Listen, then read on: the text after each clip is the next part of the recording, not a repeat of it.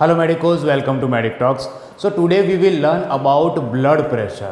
Blood pressure क्या है, वो कैसे रेगुलेट होता है, वो आज हम डिटेल में जानेंगे. So what is blood pressure?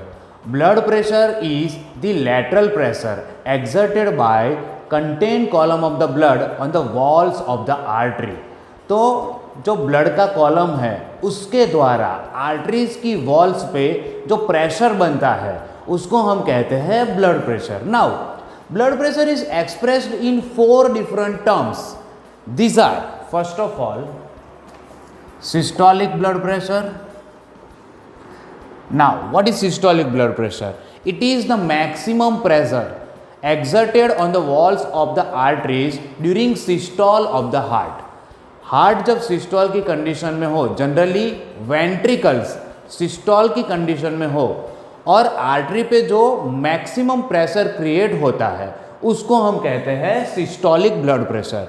The normal value in a healthy adult is 120 millimetre of mercury. तो सिस्टोलिक प्रेशर की normal value in a healthy young adult में कितनी होती है? 120 मिलीमीटर ऑफ मर्क्यूरी. मीन्स ये इतना प्रेशर है कि जो मर्क्यूरी को 120 मिलीमीटर हाइट पे ले जा सकता है अगेंस्ट द ग्रेविटी.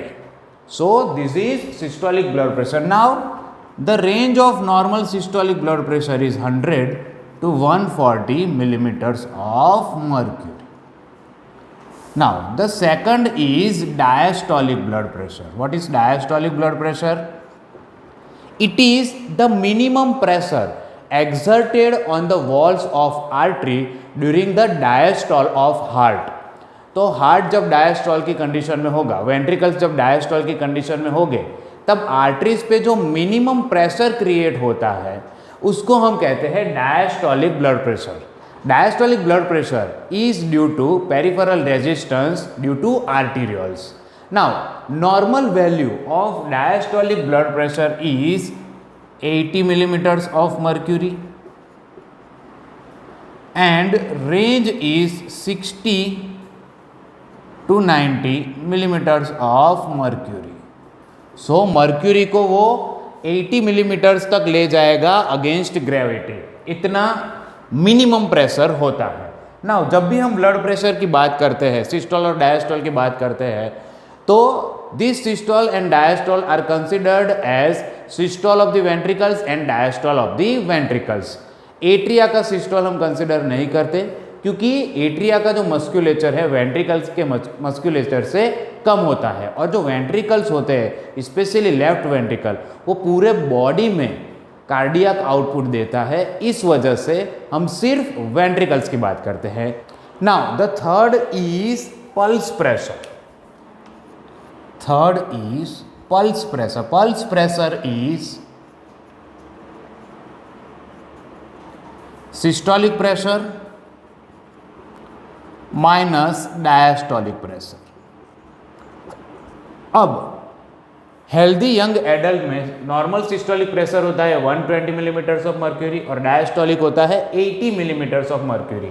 तो ये दोनों वैल्यूज अगर हम यहाँ पे रखें तो systolic is considered as 120, diastolic is considered as 80. So pulse pressure हुआ 40 millimetres of mercury. So normal pulse pressure is 40 millimeters of mercury. Now the fourth expression is mean arterial pressure. Mean arterial pressure, it is the average pressure existed in the artery or exerted in the arteries. So mean arterial pressure is equal to diastolic pressure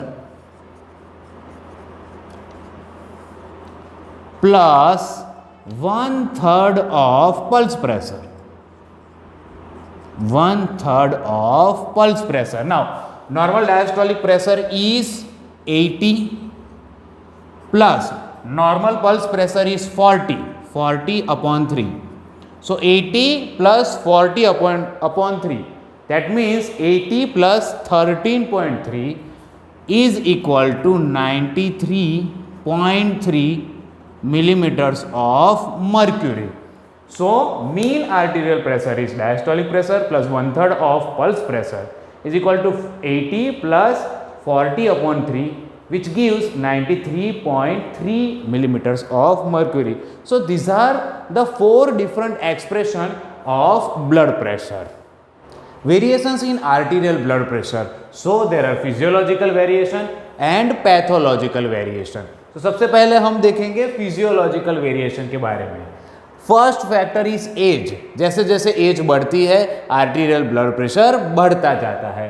newborn में adults के मुकाबले blood pressure कम होता है. Gender, females में menopausal as तक blood pressure जो होता है वो मेल्स की कंपैरिजन में कम होता है because of the effects of androgens. और मेनोपोज के बाद फीमेल्स और मेल्स दोनों में ब्लड प्रेशर की रेंज जो है वो सेम होती है. Next is body build. जितना हैवी बिल्ड होगा उतना ब्लड प्रेशर बढ़ेगा. Diurnal, during morning time the blood pressure is low, then during afternoon it is highest. Evening के बाद वो कम होता जाता है और ड्यूरिंग स्लीप वो बहुत ही कम होता है. मील्स, आफ्टर मील्स, खाना खाने के बाद ब्लड प्रेशर 2-3 घंटों तक बढ़ता है. Emotions, during anxiety and other emotional conditions blood pressure बढ़ता है. एंड एक्सरसाइज, जब भी हम मॉडरेट एक्सरसाइज करते हैं तब भी आर्टीरियल ब्लड प्रेशर बढ़ता है. Now pathological variation. So hypertension it is increase in the blood pressure and hypotension it is decrease in the blood pressure. Factors maintaining arterial blood pressure or determinants of arterial blood pressure. Arterial blood pressure को central and peripheral factors maintain करते हैं. तो सबसे पहले हम देखेंगे central factor. Central factor means pertaining to heart. इसमें आता है cardiac output और heart rate. Cardiac output which is amount of blood pumped by each ventricle in 1 minute. तो जब भी कार्डियक आउटपुट और स्ट्रोक वॉल्यूम बढ़ता है आर्टीरियल ब्लड प्रेशर बढ़ता है. That means arterial blood pressure is directly proportionate to cardiac output. Heart rate में जब मार्क्ड ऑल्टरेशन होगा तभी आर्टीरियल ब्लड प्रेशर चेंज होगा. नाउ अगर हार्ट रेट में मार्क्ड ऑल्टरेशन होता है तो क्या होता है, डायस्टोलिक पीरियड और स्ट्रोक वॉल्यूम चेंज होता है और उसी के कारण आर्टीरियल ब्लड प्रेशर चेंज होगा. Next is peripheral factors. Peripheral factor means factors pertaining to blood vessels. Now उसमें सबसे पहला और सबसे important है peripheral resistance. Peripheral resistance is the resistance offered to the blood flow by arterioles. Now ये जो arterioles है उसी के कारण peripheral resistance होता है और इसी की वजह से arterioles को resistant vessels बोलते हैं. Diastolic blood pressure is directly proportionate to this peripheral resistance. Peripheral resistance बढ़ेगा, diastolic blood pressure बढ़ेगा. Peripheral resistance कम होगा, diastolic blood pressure कम होगा. Now the next is blood volume. Blood volume जब भी बढ़ता है तो arterial blood pressure बढ़ता है. That means arterial blood pressure is directly proportionate to blood volume. Venous return जब भी बढ़ेगा तब स्ट्रोक वॉल्यूम बढ़ेगा, कार्डियक आउटपुट बढ़ेगा और आर्टीरियल प्रेशर भी बढ़ेगा. That means arterial blood pressure is directly proportionate to venous return. Now next is elasticity. हम जानते हैं कि हमारी जो आर्टीरियल सिस्टम है उसमें इलास्टिक टिश्यू होती है. इलास्टिसिटी जितनी ज़्यादा होगी उतना ही ब्लड अच्छी तरह से वेसल में एडजस्ट हो पाएगा. That means blood pressure will be adjusted accordingly. तो इलास्टिसिटी जितनी ज़्यादा होगी उतना ब्लड प्रेशर एडजस्ट हो पाएगा. तो इसी के हिसाब से blood pressure is inversely proportionate to elasticity. Elasticity जितनी ज़्यादा उतना ब्लड प्रेशर कम. यंग में और एडल्ट पर्सन में ओल्ड एज की कंपैरिजन में ब्लड प्रेशर कम होता है. क्यों?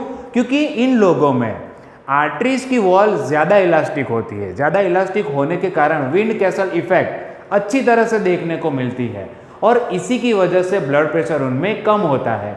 ओल्ड एज में क्या होता है, आर्टीरियोस्क्लेरोसिस हो जाता है, इलास्टिसिटी कम हो जाती है और उसी की वजह से ब्लड प्रेशर जो है वो बढ़ जाता है. इलास्टिसिटी समझाने के लिए borealis model is very helpful. Now next is velocity, diameter and viscosity. So velocity जितनी ज़्यादा होगी उतना ब्लड प्रेशर बढ़ेगा। डायामीटर, किसी भी ब्लड वेसल का डायामीटर जब बढ़ेगा तो ब्लड प्रेशर कम होगा, और डायामीटर अगर कम होगा तो ब्लड प्रेशर बढ़ेगा। That means blood pressure is inversely proportionate to diameter. Last is viscosity, जितना ब्लड ज़्यादा विस्कस होगा उतना ही ब्लड प्रेशर ज़्यादा होगा। That means blood pressure is directly proportionate to viscosity.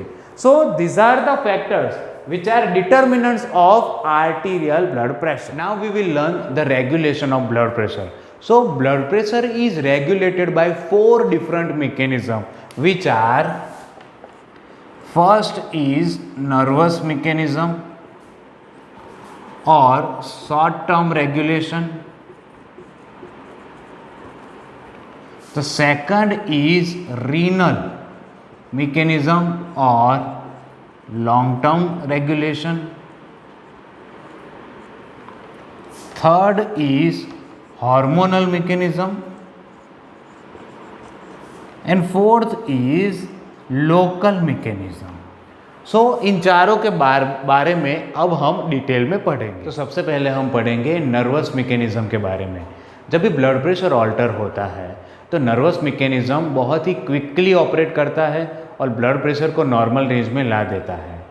ये जो नर्वस मैकेनिज्म है वो बहुत ही शॉर्ट पीरियड के लिए ही वर्क करता है और उसके बाद नई रेंज से वो एडेप्ट हो जाता है, इसीलिए उसको हम कहते हैं शॉर्ट टर्म रेगुलेशन।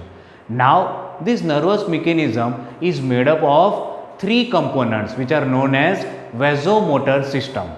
ये जो वेजोमोटर सिस्टम है वो 3 कंपोनेंट से बनी हुई है: vasomotor centre which is situated in brain, vasoconstrictor fibres and vasodilator fibres.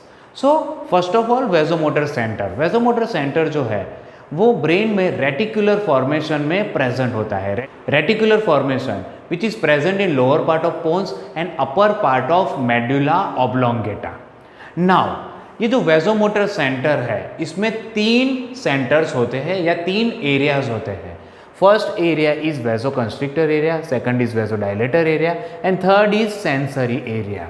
So vasoconstrictor area है जिसको हम प्रेशर एरिया भी बोलते हैं, जो सिंपैथेटिक नर्वस सिस्टम की हेल्प से वर्क करता है, और अगर हम इस एरिया को स्टिमुलेट करते हैं तो ब्लड प्रेशर बढ़ता है। सेकंड इज वेजोडायलेटर एरिया कि जो वेजोकंस्ट्रिक्टर एरिया को इनहिबिट करने का काम करता है, और थर्ड इज सेंसरी एरिया कि जो इन दोनों एरियाज को कंट्रोल करता है। नाउ वेजोकंस्ट्रिक्शन एरिया को अगर हम स्टिमुलेट करेंगे तब ब्लड प्रेशर बढ़ता है। क्यों?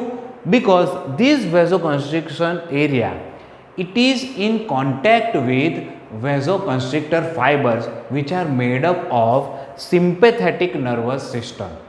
तो जो सेकंड पार्ट है वेजोमोटर सिस्टम का which is vasoconstrictor fibres, they are in association with vasoconstrictor area.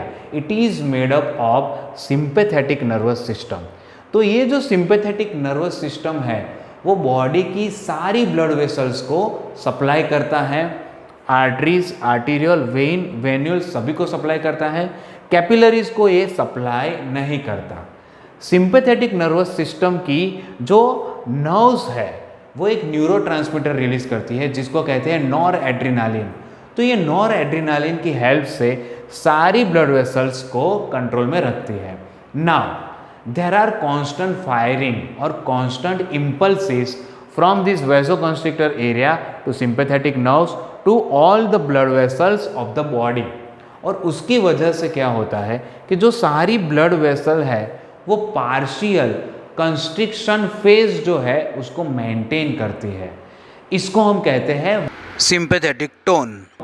So sympathetic nervous system controls the blood pressure with the help of sympathetic tone. Now the third part is vasodilator fibres.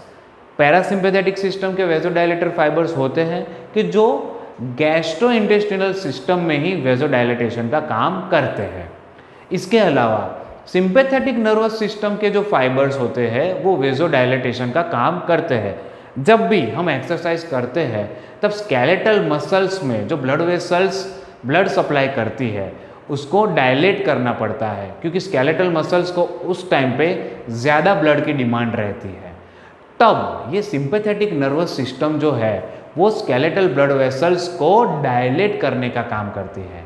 तो this vasodilator fibres are also from sympathetic nervous system. तो vasodilatation करने के लिए sympathetic nervous system जो है वो acetyl कोलाइन release करता है।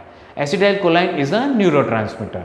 Now the last is antidromic vasodilator fibres which helps whenever there is pain stimuli. जब भी पेन होता है तब वेजोडायलेटेशन होता है उस पर्टिकुलर एरिया में। Now we will learn the baroreceptor mechanism और pressure buffer system. So these baroreceptors are present in the wall of aorta and the wall of internal carotid artery. Aorta में जो baroreceptors या प्रेसोरिसेप्टर्स होते हैं इसको कहते हैं एओर्टिक साइनस, और इंटरनल कैरोटिड आर्टरी में जो रिसेप्टर्स होते हैं उसको हम कहते हैं carotid sinus. So aortic sinus are supplied by aortic nerve which is a branch of vagus nerve, and carotid sinus are supplied by herring nerve which is a branch of glossopharyngeal nerve. Now जब भी blood pressure बढ़ेगा तब ये दोनों sinus activate हो जाएंगे, brain में impulses send करेंगे, मैसेज सेंड करेंगे कि ब्लड प्रेशर बढ़ गया है, उसे कंट्रोल में कीजिए। नाउ वेजोमोटार सेंटर जो है वो एक्टिवेट हो जाएगा। Now this vasomotor centre knows that blood pressure has increased. So ये वेजोमोटर सेंटर जो है वो क्या करेगा, वेजोकंस्ट्रिक्टर एरिया को वो इनहिबिट करेगा। वेजोकंस्ट्रिक्टर एरिया अगर इनहिबिट हुआ तो वेजोकंस्ट्रिक्टर फाइबर्स जो है वो अब इम्पल्स नहीं ले जा पाएंगे, और उसकी वजह से क्या होगा, आर्टरीज, आर्टीरियल्स, वेन्यूल्स और वेन्स का जो पार्शियल कंस्ट्रिक्शन फेज जो है अब वो वहाँ नहीं रहेगा, और ये सारे जो ब्लड वेसल्स हैं वो डायलेट हो जाएंगे। सो ब्लड प्रेशर बढ़ गया है, वेजोमोटर सेंटर को पता चला, उसने वेजोकंस्ट्रिक्टर एरिया में मैसेज भेजा और उसको इनहिबिट किया।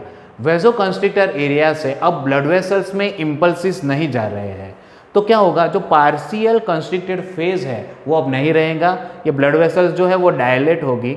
ब्लड वेसल्स जब भी डायलेट होती है तब ब्लड प्रेशर कम होता है, और इसी की वजह से ब्लड प्रेशर क्या है वो नॉर्मल आ जाएगा। ना जब भी ब्लड प्रेशर कम होगा तो क्या होगा, ये एओर्टिक और कैरोटिड साइनस एक्टिव नहीं होंगे, यहाँ पे कोई मैसेज नहीं आएगा। मैसेज नहीं आएगा, वेजोकंस्ट्रिक्टर एरिया जो है वो इनहिबिट नहीं होगा, तो ये जो स्टेट है कॉन्ट्रैक्शन स्टेट मेंटेन रहेगा और ब्लड प्रेशर जो है वो नॉर्मल रेंज में आ जाएगा। इस सिस्टम को हम कहते हैं pressure buffer system. The other system is chemo receptor system. जब भी ब्लड प्रेशर कम होता है तब ब्लड सप्लाई कम हो जाता है और ऑक्सीजन कम हो जाता है, हाइपोक्सिया होता है, carbon dioxide hydrogen ion concentration बढ़ जाता है। तो क्या होगा कि फिर से इम्पल्सिस यहाँ पे नहीं जाएंगे, ब्रेन में इम्पल्सिस नहीं जाएंगे, वेजोकंस्ट्रिक्टर एरिया इनहिबिट नहीं होगा, आर्टरीज, वेन्स, वेन्यूल्स, आर्टीरियल्स वो कंस्ट्रिक्शन स्टेट में ही रहेंगे और ब्लड प्रेशर जो है वो कंट्रोल में आ जाएगा। So this vasomotor system as well as this pressure buffer mechanism all are controlled by cerebral cortex and hypothalamus. Now during respiration blood pressure falls. So this was the first system, nervous mechanism or short term regulation of blood pressure. Now the second mechanism which is renal mechanism. Now जब भी blood pressure लंबे समय तक alter रहता है तो nervous mechanism उससे adapt हो जाता है, लेकिन तब किडनीज जो है वो ब्लड प्रेशर को मेंटेन करती है through controlling the extra cellular fluid and through renin angiotensin system और रेनिन एंजियोटेंसिन मैकेनिज्म। सो इसीलिए इस मैकेनिज्म को हम कहते हैं long term regulation of blood pressure. तो किडनीज जो है वो दो तरह से ब्लड प्रेशर को मेंटेन करेंगी। The first way is maintaining extra cellular fluid volume. तो जब भी ब्लड प्रेशर बढ़ता है तो क्या होगा, किडनी जो है वो वाटर और सोडियम दोनों को एक्सक्रीट करती है थ्रू यूरिन। नाउ वाटर और सोडियम दोनों को वो यूरिन से एक्सक्रीट करती है। इससे क्या होगा, एक्स्ट्रा सेल्यूलर फ्लूइड वॉल्यूम जो है वो कम होगा। एक्स्ट्रा सेल्यूलर फ्लूइड वॉल्यूम कम होगा तो अल्टीमेटली ब्लड प्रेशर जो है वो कम होगा। तो ब्लड प्रेशर बढ़ने से जब भी ज़्यादा यूरिन होता है तो उसको हम कहते हैं प्रेशर डायूरेसिस, और ब्लड प्रेशर बढ़ने से जब भी सोडियम आयन यूरिन में एक्सक्रीट होता है तो उसको हम कहते हैं प्रेशर नेट्रीयूरेसिस। नाउ जब भी ब्लड प्रेशर कम हो जाता है तो अब क्या होगा कि किडनी जो है वो वाटर और सोडियम दोनों को रिटेंशन करेंगी। There will be retention of water and sodium, so extra cellular fluid volume will increase and therefore blood pressure will increase. तो अगर ब्लड प्रेशर बढ़ता है तो किडनी क्या करेगी, वाटर और सोडियम को बाहर निकालेगी। अगर ब्लड प्रेशर कम होता है तो there will be retention of water and sodium. Water और सोडियम का रिटेंशन होगा, एक्स्ट्रा सेल्यूलर फ्लूइड जो है वो बढ़ेगा और उसकी हेल्प से ब्लड प्रेशर भी कंट्रोल में आ जाएगा, ब्लड प्रेशर भी बढ़ेगा। So this was the first system. Now the second mechanism is renin angiotensin mechanism. तो जब भी ब्लड प्रेशर कम होता है तब किडनीज में से रेनिन का सिक्रीशन होता है। So there will be secretion of renin from kidneys. तो रेनिन जो है वो एंजियोटेंसिन को एंजियोटेंसिन 1 में कन्वर्ट करता है।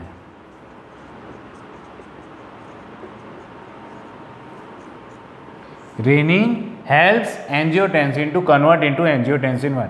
एंजियोटेंसिन 1 जो है वो एंजियोटेंसिन 2 में कन्वर्ट होगा with the help of angiotensin converting enzyme.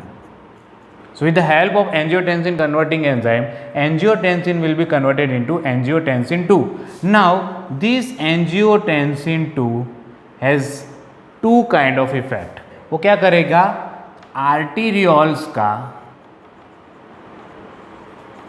Constriction करेगा। पूरी बॉडी में जितने भी आर्टीरियोल्स है उसका कंस्ट्रिक्शन करेगा तो क्या होगा, ब्लड प्रेशर राइज होगा, ब्लड प्रेशर बढ़ेगा।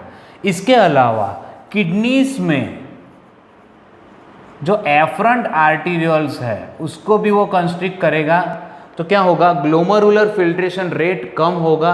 इसकी वजह से एक्स्ट्रा सेल्यूलर फ्लूइड वॉल्यूम बढ़ेगा और ब्लड प्रेशर बढ़ेगा।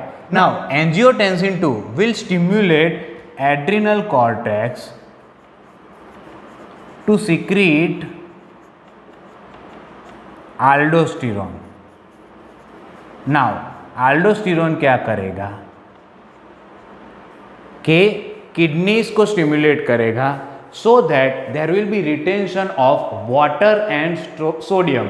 तो आल्डोस्टेरोन की इफेक्ट से वाटर और सोडियम का रिटेंशन होगा और ये रिटेंशन होने के कारण एक्स्ट्रा सेल्यूलर फ्लूइड वॉल्यूम बढ़ेगा और ब्लड प्रेशर बढ़ेगा। तो जब भी ब्लड प्रेशर कम होता है तो क्या होता है, रेनिन की हेल्प से एंजियोटेंसिन में से एंजियोटेंसिन 1 बनता है। एंजियोटेंसिन 1 एंजियोटेंसिन 2 में कन्वर्ट होगा with the help of ACE, angiotensin converting enzyme.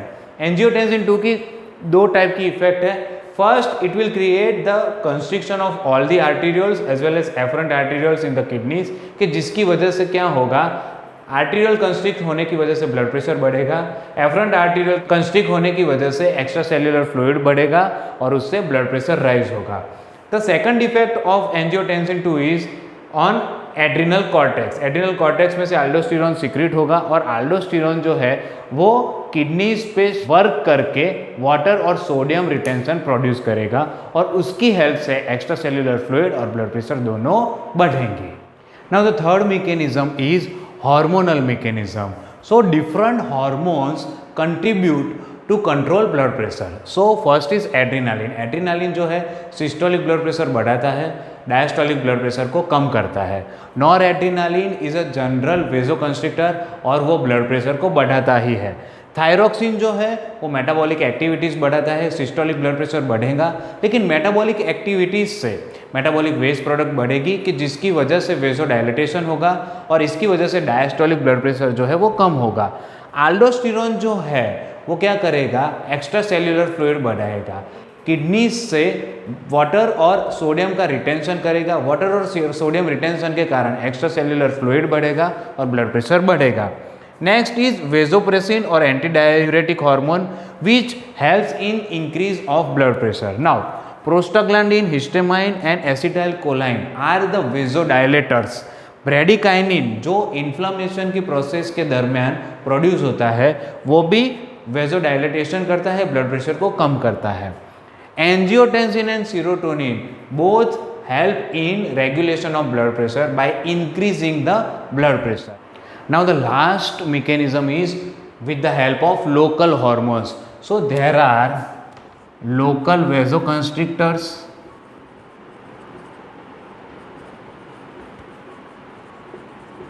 which is endothelin, which is secreted by endothelium of blood vessels, and local vasodilators,